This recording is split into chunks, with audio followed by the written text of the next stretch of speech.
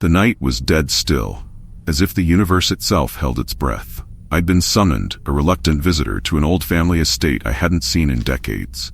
The letter had arrived out of the blue, its thin parchment faintly smelling of something damp, like mildew mixed with salt. "You must come alone. Time grows short." It bore the faded signature of my great-uncle Cedric, a man I was certain had died years ago. As I neared the estate, the air grew thick with a strange, electric charge, like a storm poised to break.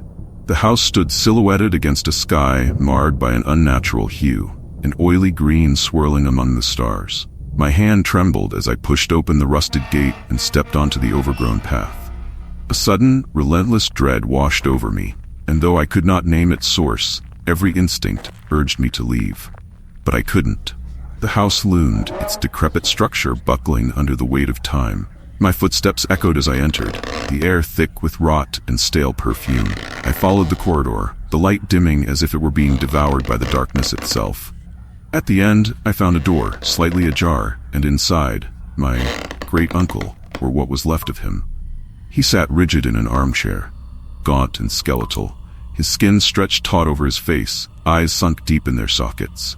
When he spoke, his voice was a brittle whisper, a rasp that scratched at the base of my spine. "You are the last," he said, each word a struggle.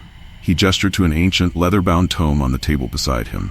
The symbols on it were unrecognizable, writhing and shifting like living things. "The book," he breathed. "It knows, it sees, and now, so will you." An overpowering compulsion drove me to open it, even as my mind screamed in terror. The pages revealed sketches, symbols, things that defied logic, things that hurt to look at. My fingers traced the lines against my will, each touch searing my mind with visions. A vast, empty void pulsing with life, a place where reality twisted and laughed at human comprehension. Shadows of creatures beyond form lingered at the edge of every image, beckoning me closer. Then I saw myself, a figure alone, lost in that void, eyes blank and mouth open in a silent scream.